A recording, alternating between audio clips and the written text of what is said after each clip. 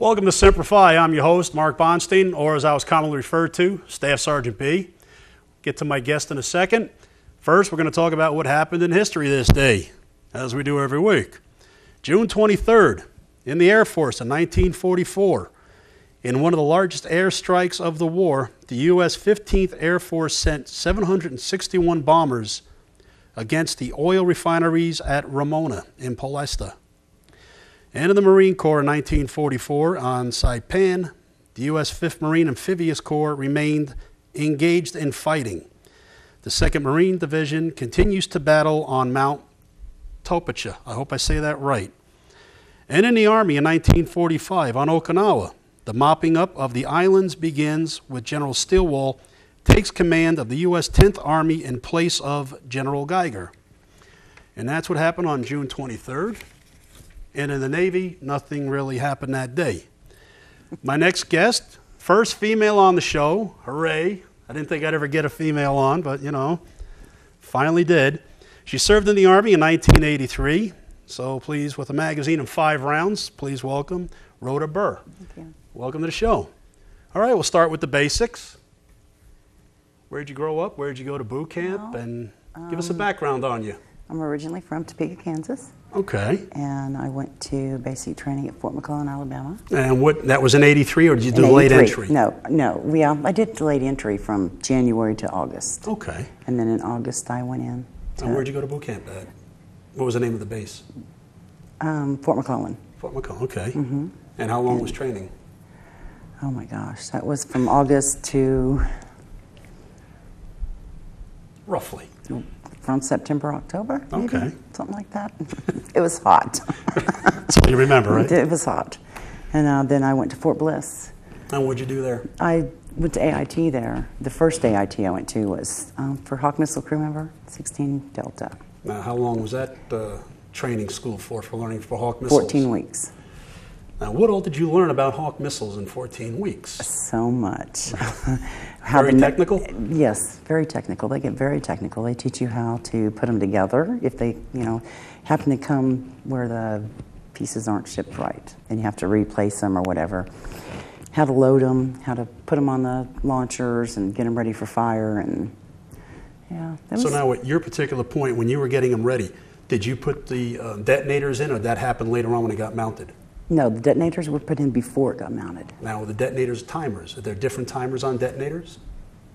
I don't know much about the detonators. I know they just went on. That's Okay. all I can tell you. And they didn't really have a timer, I don't think. Just because hit it just, and go. when it launched, once it hit its object, that's when it exploded. So Okay.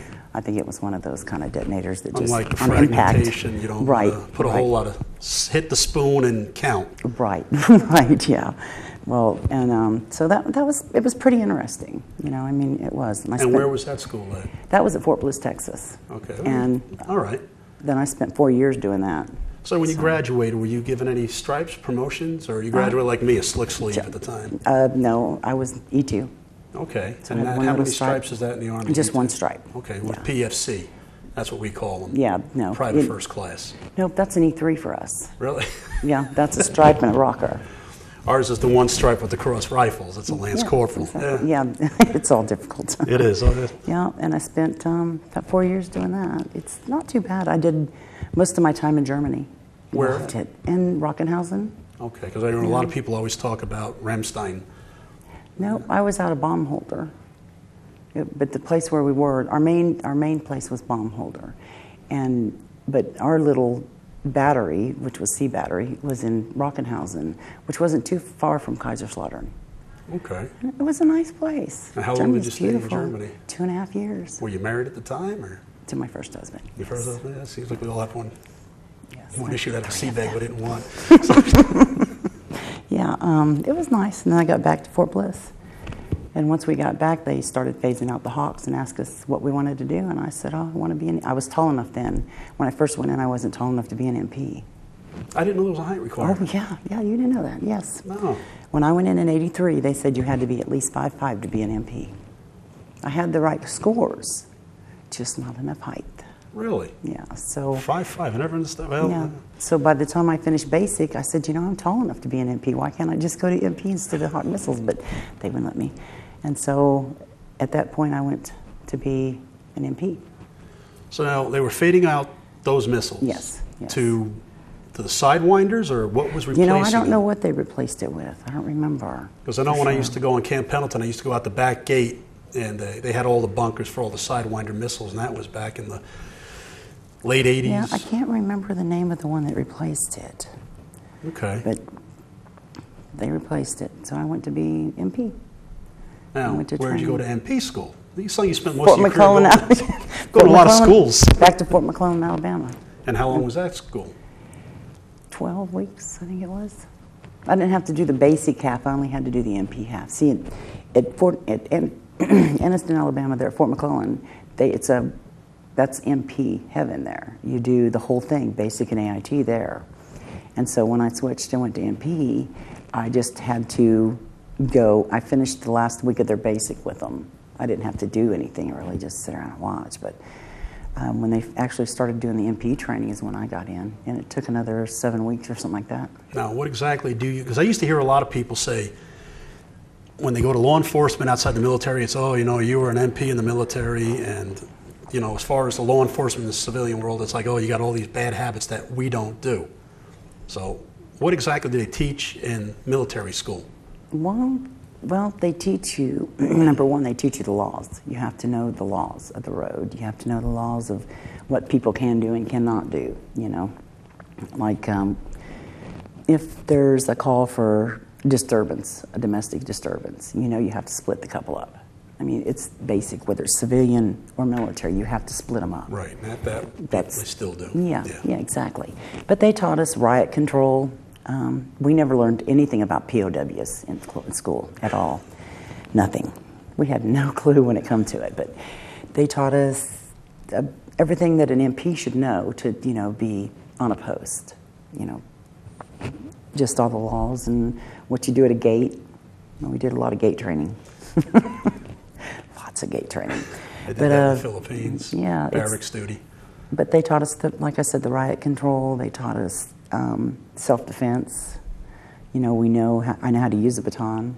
Right. How to, without hurting somebody completely, real bad. But, I mean, there are certain ways you can hit them without hurting them. Poke them in the sternum, knock the wind out of them. Exactly, yes. If they turn your back, or you can hit them in a certain part of their neck so that you don't disable them. I mean, you disable them, but you don't make them paralyzed. And there's just little things like that they teach you. I mean, that's basically what they taught us, just mainly the laws, and we got to go on patrols with the MPs there.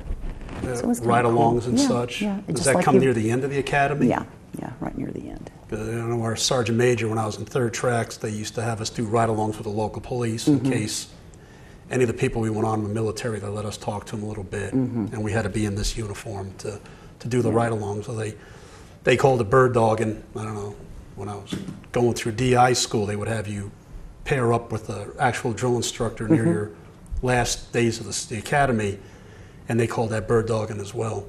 So, you do handcuffing techniques? Well, we learned some. I mean, we learned the ones behind the neck, how to put the hands up behind the neck and then take them back, Interlock the fingers, interlock the fingers, yes. And then, we used to call it pain compliance. Exactly. But, I don't know, once I got to my duty station, we really didn't do much MPing. We sat at a guard station. Where was this after training you went to? First place I went was Fort Lee, Virginia. Okay. And what do you mean you didn't do much of? Or no, we were guard shacks. That was pretty much it? Yeah, that was pretty well much it. And then when I went to Saudi, we found out we weren't going to be MPs anymore. We guarded prisoners. Once they started getting prisoners in, that's all we did, guard prisoners. How many did you guard? The first set we got in was 3,000, I think it was. Yeah, and they weren't real good about liking women at all. No, they would not listen to us. They'd spit at us and call us names, and yeah. Well, both being in country, they treat their women very condescending. The women are treated very subservient. I've talked with other people on the show about that, and yeah. Now, by this time, you're already in Saudi Arabia. What was your rank by now? E5. You're a sergeant. Mm-hmm. So when you graduated the academy, did you graduate as sergeant as an MP, or did you go in as a No, I sergeant? went in as a sergeant, yeah. Okay. Yeah. After 4 years, I made sergeant. They treat you any different in the academy than they did the enlisted, being an NCO? No. No. No. Kind of like DI school and NCO academy. Yes, Sergeant no, or corporal, you were treated the same. Because I was going back through training again. Yeah. Staff academy was the same way. Mm-hmm. Of course, I got a little perks, you know, being a sergeant going through it. Like what? Because, well, I didn't have to do some of the stuff the privates had to do. Like, there was no KP for me, you know. Well, see, so there were some perks. Yeah, there was some perks, no KP. So where in Saudi Arabia did you serve at? Well, I don't know the little town. I know we were near Khobar Village. Okay. That's where they housed us when we first got there. And then we went, it took us about it was about a 2-hour drive out to the middle of nowhere where we set up camp. 3,000 people out there. Mm-hmm. How quickly did you muster up 3,000 prisoners? Did they come out in drones, or just were they? Well, no. They were What brought happened in? was we had several MP units together. We had one MP unit out of New Orleans that went and picked the prisoners up from the field and brought them back in trucks. And it probably took 2 days to have 3,000 prisoners once we got all set up and ready to go and stuff. Seemed like a lot of people in a short time. Yeah. They were just surrendering left and right over there. Well, after the carpet bombings, for 30 days of just hearing all the...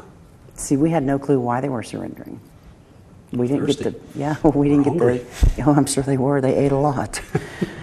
We had to make dinner after dinner after dinner. We had made a lot of food for them prisoners and showers.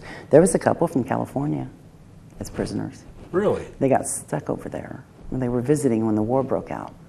And one guy said, they come up in the truck, and we thought he was one of ours because he was saying, "You, dude, I'm from California," you know, and it was just something else. But he said he got stuck over there. What was he doing over there? Just visiting family? And Yeah, he had went back to visit his parents. He had been in California going to school. And he had come back to visit his family, and they kept him and made him go fight. And he refused to pick a gun up, and they just kept him there. And then when they surrendered, he was right there with them to surrender. Well, I don't mind surrendering. I know these people. Exactly, they're cool. Let me go to them. Jeez. Okay, we're going to take a quick break, and we'll come right back and see what other stories you have to tell about. So get a cup of coffee and come right back with us. Left foot, left foot, left foot. No right, left jump. No right, left up. I left it right, left jump. I left it right, left. No right, left. No right, left. Left it right, left jump. I left it right, left. No right, left. Left foot, left foot, left foot, left foot. No right, left jump. No right, left. I left it right, left jump. I left it right, left. No right, left. No right, left. Left it right, left jump. I left it right, left. No right, left. No right, left. All right, welcome back. We're talking to my guest, Rhoda Burr. Rhoda, sorry, I apologize. It's okay. I'm having a moment today. Rhoda Burr, who served in the Army in 1983. We're talking about where she was an MP over in Iraq, or Saudi Arabia, I'm sorry. Like I said, I'm having a day. So let's finish about going on in the Middle East now. So what other stories you have being in Saudi Arabia? Well, there for a while, you know, the prisoners don't listen to women, so they moved some of us up to the supply and to the being cooks, or, well, actually the drivers for cooks. And although, you know, women aren't supposed to drive over there, some of us got stuck driving. Well, one day I come out of the kitchen, had just brought in a supply and was carrying stuff in, and this Saudi Arabian guy that brought other supplies over to us stopped me. And I was, well, you know, he was asking me how I was doing and stuff. And I said, you know, I'm doing good, you know, and trying to get this done. And I went on about my business. Well, then my commander came up to me and said, this gentleman would like to talk to you. And I said, okay, I think I just talked to him. He said, well, I said, well, what does he want? He says, well, he'd like to buy you. I said, what? He said, yeah. He said, I'll give you, he said he'd give you 13 camels for you. And then he said that since the commander wouldn't accept 13 camels, he'd go up to 20. And it was like, you've got to be kidding me. And the the commander just told him, look, that's not our way. We can't sell our women. And it was just something else. It was funny. He brought me blankets and stuff because he didn't want me cold in the desert at night really? and stuff. What a guy. He was a nice guy. He was real nice. Don't get me wrong. He was, but 13 camels will only go up to 20, of course. I don't. When I was in Kuwait, I had gone up to the gate where the sentries were because we had a lot of time on our hands as well. And one of the guards, their English wasn't the best in the world, and he was trying to, indicate your gun, give you my watch, your gun.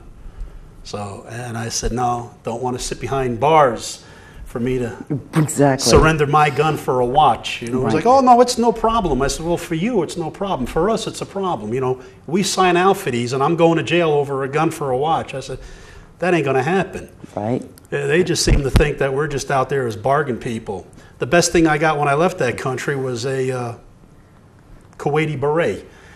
Had to swap covers, but that was good. I'm thinking that's a little bit less of a crime than giving away a Beretta. Exactly. So any other interesting tales you may have? So how long were you in Saudi Arabia for? About 7 months, I think. 8 months. 8 months you were there? Yeah. It took longer for the build-up than the actual war. Exactly. Yeah, it did. And then once it was over, they asked for volunteers to stay. And I said, no, I want to go home. I don't like it here. I mean, it's a beautiful country, don't get me wrong. It is beautiful over there, but I don't like having to eat by myself in a room away from the men that I'm with. Oh, yes. They wouldn't let you even eat with the males? No. We had went to go out of town, we had to dress like them, the women did. The guys got to wear their BDUs. Yeah, I just walked out in camis. Not women. Really? No. I was in an all-male unit. It was an Amtrak unit, amphibian, so it was all just grunts. There was no females in our unit. But we just all wore our desert camis and just went wherever we want, and we had our sidearms on, so. Not in our unit. We had more women than we had men, I think. But we had to wear the whole the burqas and such? Everything, yeah. Really? The only thing we could show was our eyes. We had to have the face covered, our hands to here, and our feet, our toes couldn't show. Yeah, we couldn't smoke in public, we couldn't drink in public, we couldn't talk in public, we couldn't eat with the men, nothing. Oh, I know Kuwait was a dry country. We couldn't find any booze over there. You couldn't, no. Even guys that were used to making moonshine. No, you had to go to Bahrain for that. Yeah, we couldn't get that way. Not even our convoys would go over there. So. Yeah, it was something. That's about the only thing I hated about it. I got a lot of tickets. Tickets as in citation tickets? For what? Well, talking in public, smoking in public, trying to eat. I got thrown out of the Golden Corral over there. Yes. So what did these tickets mean? Nothing to me. You give them the command and they just, what did they do? I don't know what they did with them. They didn't give them to me. They didn't give them to me. They handed them to the guy I was with. Said, okay, this is your woman here is not supposed to be doing this. And I said, look, number one, I'm not his woman. I'm nobody's woman. I said, I'm my own person. But I'm here to help your country. And yes, I'm wearing your garb. But you are not going to tell me I can't smoke or talk. I'm a free woman. I pay my taxes. No, they didn't like that either. Talking back wasn't very good. I might have ended up in jail if I had kept going, I'm sure. I'm just kind of outspoken like that. I just didn't like the way they did some of the things they did, and nothing you can do about it. Nothing. Yeah, you got on the plane and came back. Eventually. When they finally said I could. Well, not being voluntold to stay there. Yeah, Exactly, yeah. I did not volunteer to stay, no. I wanted to come so when you home. finally came back from there, where did you end up going back to? Omaha. And what did you do in that unit? Well, I went to the reserves then. By this time you were winding down your career, or? I was starting to, yes. I was going to finish it out in the reserves, yeah. Okay, and what did you do? You're back to being an MP status again? Yes, I'm still so MP. So the rest of your career has been your tour, yes. you were an MP again? Yes. So even though they kind of stripped it away while you were in country. Once you got back here, you were able I was to back to MP again. pick right up where you left off. Now, Yeah. you were at the reserves. What did you do with that unit? MP. And exactly, did you have any kind of... No, when we went out on field reserves, it was, when we went out, we did the 2 weeks things, you know. It was hard for me to adjust, doing just 2 weeks in the summer and once a month. It was real hard to adjust to, but we just did the same things we did. We went to either Fort Riley or we'd go to another place up north somewhere. I can't remember the name of it. It's been so many years. But it was, we just did the MP thing. It was not like POW anymore. I never understood it. Well, POWs is really no different way to treat them other than just keep them segregated and Exactly. quiet. Yeah. Any good stories of any domestics or calls that you had to go to? Riots? Yeah, well. We had good fights in Okinawa in the NCO club. I know that. So the MPs were bringing We had sicking one. dogs in as they were running out. There was, I had one, when I was at Fort Lee, Virginia, before I went over, I had, was on patrol with another officer, and there was a drunk driver. Well, I mean, he was swerving left and right all over the road, so we pulled him over. Well, we had no clue who he was. There was no identification on his car. There was no, he didn't show any identification. He was just drunk, throwing a hissy because we pulled him over. Do you know who I am? No, a drunk. He turned out to be a colonel. Yeah. Mm-hmm. We threw a colonel in jail, and he didn't go willingly. Oh, he was a colonel. He didn't go willingly. Yeah, they said I used brute force. Colonels don't go down easy. No, he went down though. Took a little bit of time though, I imagine. Not too much time. No? After they tell you you don't know who I am, say, well, until you show me an ID card, of course I don't know who you are. And he refused to show anything. He wouldn't give me nothing. He just kept saying, you just don't know who you're dealing with. You don't know what you're doing. You better just back up and let me go on my way. No, I'm not. I'm going to do my job. Anything ever happened? I mean, he got there, he eventually got his wallet, realized what his rank was. He still went to jail. Yeah. He was drunk. I mean, the law's the law. It doesn't matter. Did the cruisers back then have the little camcorders? Mm-hmm. So that was all on cam. Oh, yeah, every bit of it. So when he went up to his, for his UCMJ, I imagine that was brought in? Mm-hmm. Yeah. And I still lost rank. You did? Mm-hmm. Brute force. Did it show on the video that you were using excessive force? I didn't think so. The colonel was able to convince them that you were, though. Mm-hmm. Really? He said he said I didn't need to pull my nightstick. The only thing I pulled my nightstick for was to hold him against the car, because he kept coming off the car.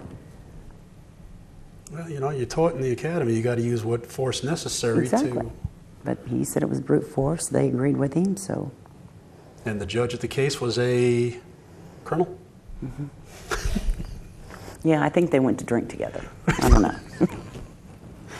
Did you ever achieve your rank back after they took it away, or before you got out? Nope, I got out in E4. Did you? That's too bad. I didn't even bother, because they wanted me to go back through NCO school and all this other crap, and I'm not doing it. And you've been through NCO course once? Once, yes, but they wanted me to go back through it. Why? Because I was a different unit. The reserves wanted me to go back through it, and I didn't want to go through their NCO course. I figure going through an NCO course is going through an NCO course. I know. That's what I said. Now, I know if you're going through halfway, you get medically dropped, you know, you break Then an you ankle. have to redo it, yes, exactly. You know, yeah, they come back, but to send you again because you got reduction and think that you're going to learn more the second time than you did the first time? Well, I didn't get a reduction because of my abilities as an NCO. That was because the colonel had a little bit more influential pull about what he thought. Exactly. So I just stayed in E4 and finished out my 14 years. Jeez. So 14 years and you said, that's enough, I've had it? Not really. I broke my arm. It's got a plate and 6 screws in it. I couldn't do my job for 2 years. How'd you break your arm? I fell off a horse. Work related, or you were just, it was Nope, I was at my house. recreational at your house? No. And because I couldn't do my job, they said, okay, see you later. Oof. No medical, no nothing. So Kind of pushed you through even faster. yes, they did. They gave me 2 years though. They let me slide with 2 Recuperate. years, yeah, to make sure to see if it was going to work again. And it took about 3 months later, my arm started working again. Really? Yeah. You got full mobility right now? Oh, or? yeah, I can do everything with it. That I can't lift it above my head too far. It hurts, but that's been many years ago. Jeez. Yeah. But I would do it all over again. Yeah. Well, a lot of us say we would. I would. I love the Army. I tried, after I retired, they were wanting volunteers back. I tried to volunteer 3 times. They kept denying me. Kept saying, you're done, enjoy your life, relax, and, stay home and do what you're doing. Yeah, but they don't understand the discipline that you've had all them years. That when you get out, it's hard to... Readjust. Exactly. Yeah. I don't know, I guess they just don't understand till they get out and see how they feel, Yeah. Well, on that note, we're winding down another 30 minutes. I thank you for being on the show, and I have a little chip for you for being on the show. Oh, thank you. And I want to thank my guests for being on the show. And remember, you have a story. I want to hear it, and I want to share it with everyone else. And I hope I get more females on the show now, because I know so. females have served this country just like the males have, and I'd like to hear your stories as well. So thank you for being on Semper Fi, and we'll see you again next week. So until then, Thank you for having me. thank you. You were on Semper Fi. Thank you. See you next week.